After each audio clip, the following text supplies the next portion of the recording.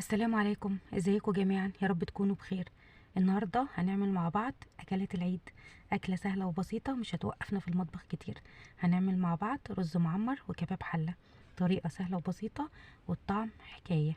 يلا بينا بقى. لو انتوا اول مره تشوفوني، انا اسمي نسمه ودي قناتي. بتمنى تعملوا لي لايك وشير، تعملوا لي اشتراك وتفعلوا لي زر التنبيه. اول حاجه هنعمل كباب الحله. انا جايبه هنا نص كيلو من اللحمه. شوحتها في معلقه من السمنه. ونزلت عليها بمعلقه من الفلفل الاسمر، معلقه صغيره.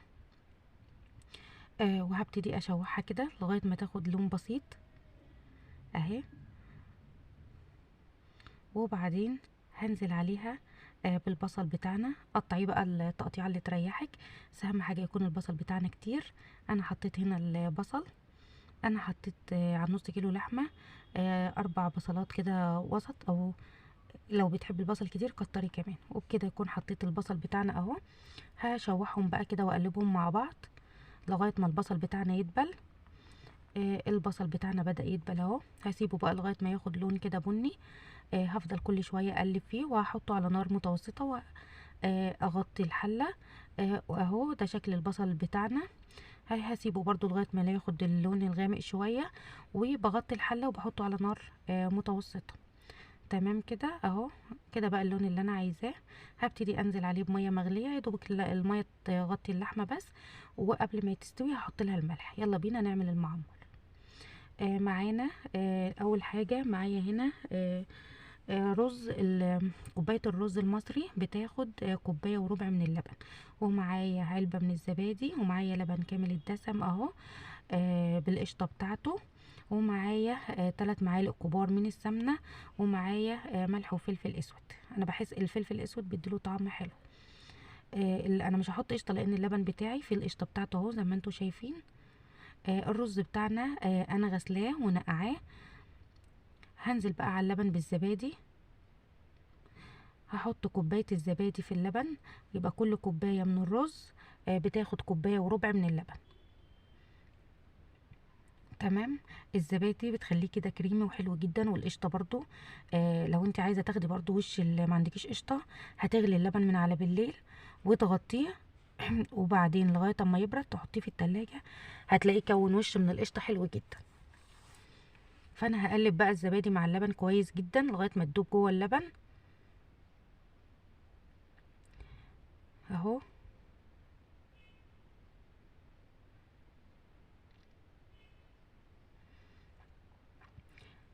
خلاص الزبادي كده دابت مع اللبن والقشطه مع اللبن، لان انا قايله لكم ان اللبن بتاعي كامل الدسم. جبت صينيه كده وحطيت فيها معلقه من الزيت. الزيت لما بتحطيه في اي صينيه بيخلي المعمر ما يلزقش في الصينيه من تحت. تمام. هنزل عليه بالرز. الرز بقى شوفوا انتوا الرز بتاعكم. انا الرز بتاعي لازم بنقعه شويه، فانتوا الرز بتاعكم لو انتوا متعودين ان انتوا بتطبخوه من غير ما بتنقعوه خلاص اعملوا كده.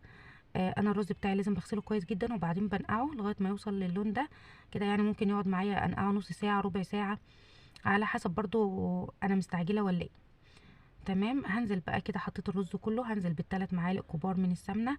اي نوع سمنه عندك سمنه بلدي حطي جميل جدا، عندك سمنه عاديه نباتي حطي. بصي اللي موجود عندك زبده حطي، اللي موجود عندك حطي. انا نزلت هنا بقى بالسمنه، ونزلت كمان بالملح والفلفل الاسود. ما عندكيش برضو كنت مستعجله وما عندكيش قشطه وما سبتيش اللبن بالليل يعني وكده، ممكن تجيب القشطه بتاع المحلات. مش لازم قشطه خالص. يعني بصوا اللي موجود عندك ومتوفر اعمليه. هبتدي اقلب الرز مع السمنه كويس جدا لغايه لغايه ما تتغلف كلها بالسمنه اهو. حبايه الرز كلها تتغلف بالسمنه اللي انا حطاها، وبعدين هنزل باللبن اللي عليه الزبادي. الزبادي بتخليه كريمي كده وليه وش حلو جدا. جربوه اهو. نزلت بقى هنا باللبن بتاعنا.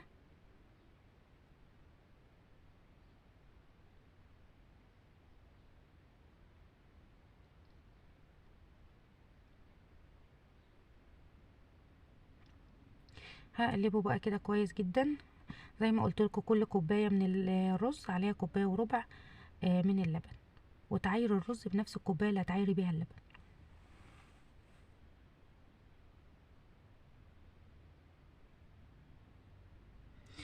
هكون مشغله الفرن بقى ومسخناه، وبعدين هحطه في رف وسط اللي في الوسط، على هعلي من تحت خالص، وهحط الشوايه اللي بتديله اللون، ان انت تشغلي من تحت ومن فوق مع بعض.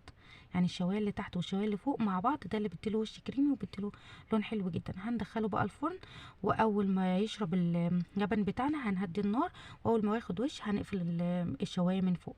وبكده احنا طلعنا الرز المعمر بتاعنا اهو. شوفوا الوش بتاعه عامل ازاي، شكله كريمي، شكله حلو جدا. بتمنى ان انتوا تجربوه. بتمنى ان هو ان شاء الله يعجبكم. تعالوا بقى اوريكم نقطع كده مع بعض الرز ونشوفه مفلفل وعامل ازاي. تعالوا بقى بصوا، حاجه كده حلوه جدا، تحفه بجد والله.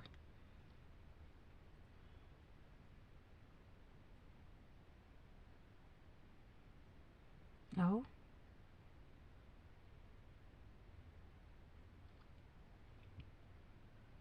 تعالوا بقى اوريكم ازاي هو مفلفل، ازاي واخد وش كريمي كده من فوق، طري مفلفل في نفس الوقت. بصوا اهو، بصوا شكله عامل ازاي، حلو جدا حكايه. بصوا بصوا الزبادي عامله فيه ازاي، كريمي كده من فوق اهي. والوش بتاعه الرز مفلفل معانا، بصوا مفلفل وطري، والوش بتاعه شكله حلو جدا. يلا بينا بقى نقدم الرز والمعمر وكباب الحله، وبكده نكون خلصنا الطبق بتاعنا. احلى رز معمر هتاكلوه، احلى كباب حله. بتمنى ان انتوا تجربوهم، بتمنى ان هو ان شاء الله يعجبكم. بتمنى لو انتوا اول مره تشوفوا قناتي، بتمنى تعملوا لي لايك وشير، وتعملوا لي اشتراك، وتجربوا وصفاتي، وان شاء الله تعجبكم. السلام عليكم ورحمه الله وبركاته.